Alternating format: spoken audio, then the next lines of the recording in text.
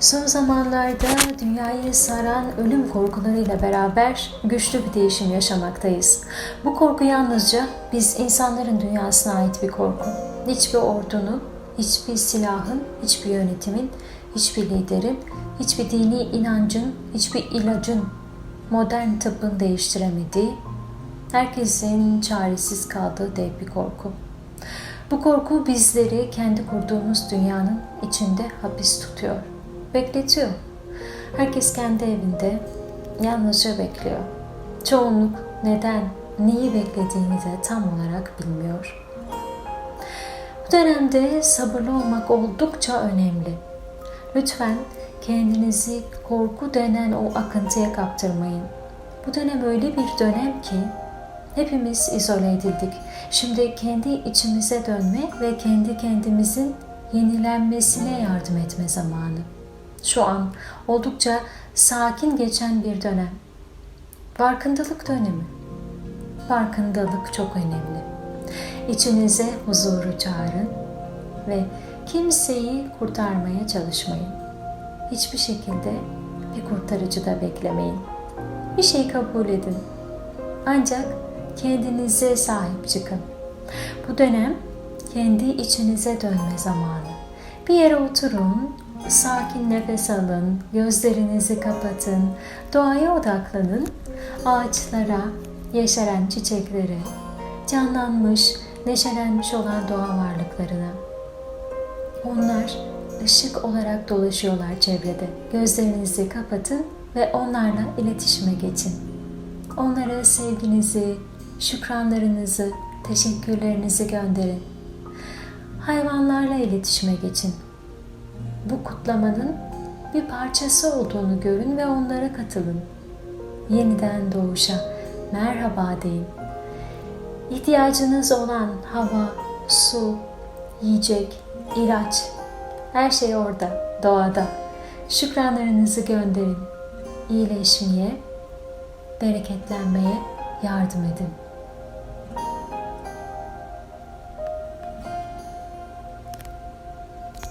Kendinize bu korkunun hiçbir doğaya ait olmadığını söyleyin.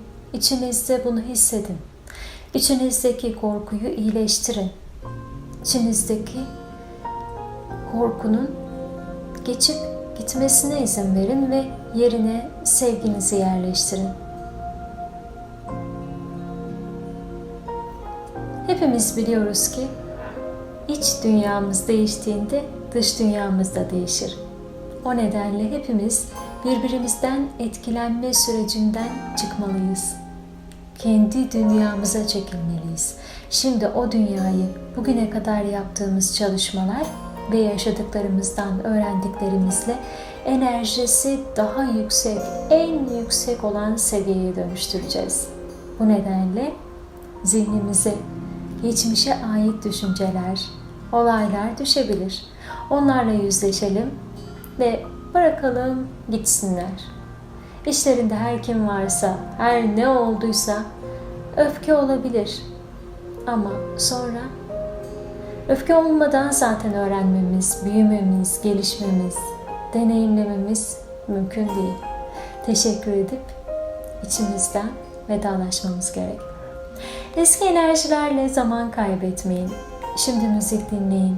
Size huzur veren, aşk veren, içinizi kıpır kıpır ısıtan, keyif, neşe veren, sevinç veren pozitif müzikler dinleyin.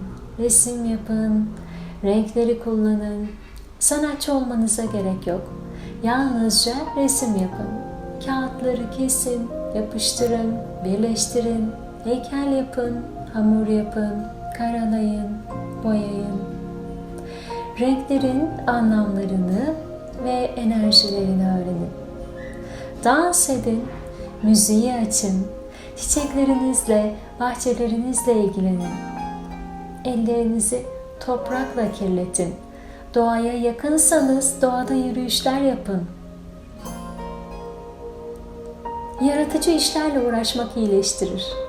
Hayatınızı olumlu yönde yaratmanıza yardım eder. Bitkilerin şifalarını öğrenin. Bitkilerin enerjileriyle çalışın. İçinizdeki şifacıyı ortaya çıkarın. El çakralarınızı çalıştırın. Uygulamayı öğrenin. Enerjinizi güçlendirin. Doğayı incitmeden, doğanın bir parçası olarak ne şekilde yaşayabileceğinizi öğrenin. Bu değişim sürecinde ve değişim oluştuğunda bütün bunlar çok işinize yarayacak. Çünkü yepyeni bir dünya bilincine geçiyoruz. Bugüne kadar gelmiş, geçmiş, eski dünya yok oluyor. Şimdi korkuları iyileştirme zamanı. Adalet ve dürüstlük zamanı.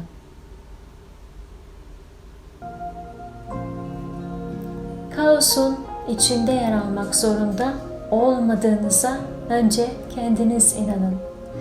Sizler bugüne kadar elinizden gelenin en iyisini yaptınız. Bu yüzden huzurla olanı olduğu gibi kabul edin ve geçip gitmesine izin verin.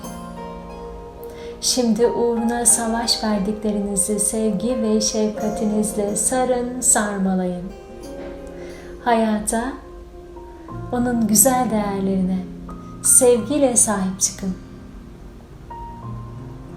En son ne zaman hayatınızda oluşan anları düşündünüz ya da bunların yansıtmasını yaptınız?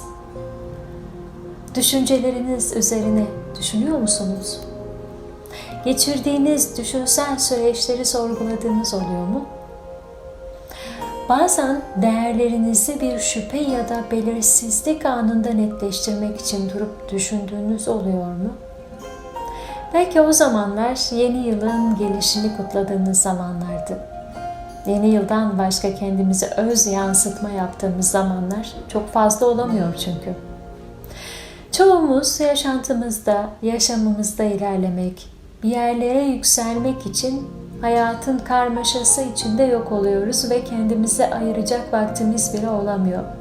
Çoğu zaman öz yansıtma yapmak aklımızın ucundan bile geçmiyor. Ayrıca öz yansıtmanın hayatımızdaki etkilerini ve önemini de görmemezlikten geliyoruz. Ruh sağlığı için ne kadar önemli olduğunu. Evet, öz yansıtma hayatımızda olup bitenleri sorgulayabileceğimiz bir süreç. Aynı zamanda kendimizi, ruhumuzu oluşturmak, keşfetmek anlamında. Çoğumuz yalnızca diğer günü görmek için yaşıyoruz ama kendimize zaman ayırıp pozitif yaşamayı ve ruhumuzu dinlemeyi, zaman zaman yansıtmayı umursamıyoruz bile. Ama biz ilk olarak kendimizi dinlemeliyiz ve anlamalıyız ki hayatı anlayabilelim.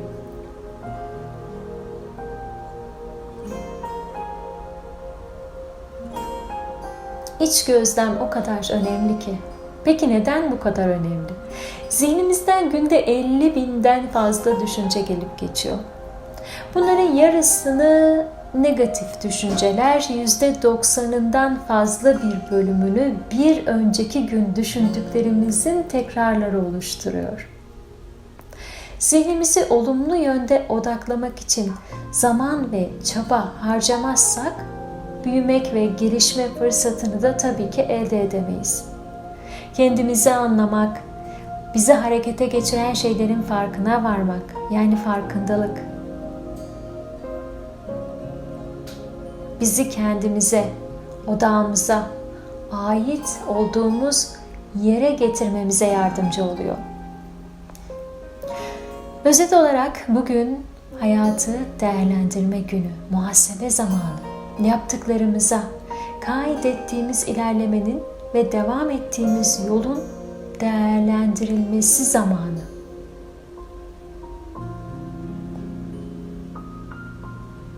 Nerede olduğumuzu, neleri sevip sevmediğimizi, hedeflerimizle ilerleme durumumuzu, değişiklik yapmak isteyip istemediğimizi fark etme zamanı.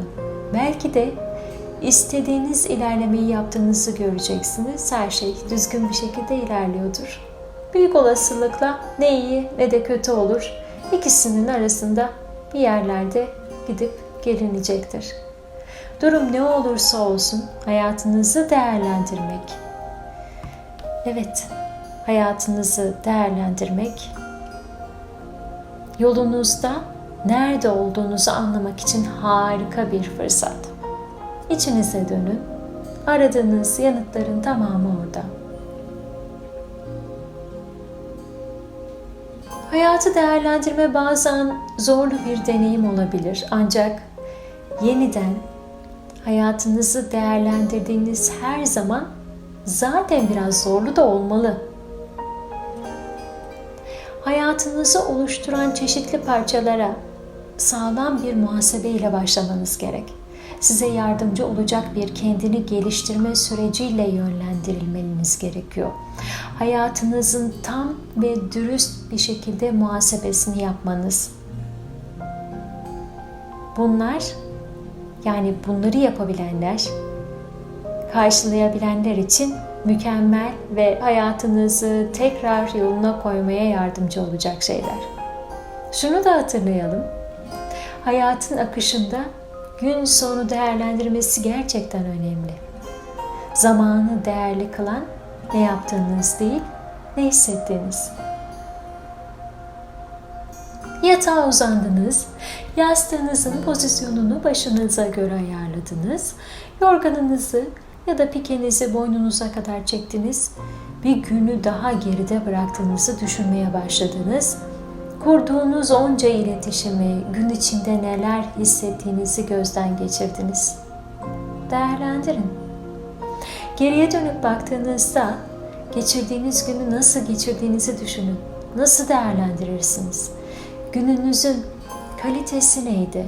Geçirdiğiniz gün ve yaptıklarınız keyif verdi mi? Nasıl değerlendirdiniz? Birçoğumuz günümüzü nasıl geçirdiğimizi belirlerken gün içinde neler yapıp yapmadığımıza bakarız. Elimizde yazılı bir liste olmasa bile hemen kafamızdaki yapılacaklar tarafına geri döneriz ve genelde listeye ne kadar çok tik atmış isek o kadar başarılıyız demek olur bizim için. Çoğu kişi günün bitiminde yapılacaklar listesine attığı tiklerin yanında gün içinde aldığı övgüleri de düşünür. Eğer fazla övgü aldıysa o gün o kişi için kaliteli ve kazanılmış bir gündür. İkinci adım olarak da kendini etrafındaki kişilerle ve yaptıklarıyla, onların yaptığı şeylerle kıyaslamalarla başlar.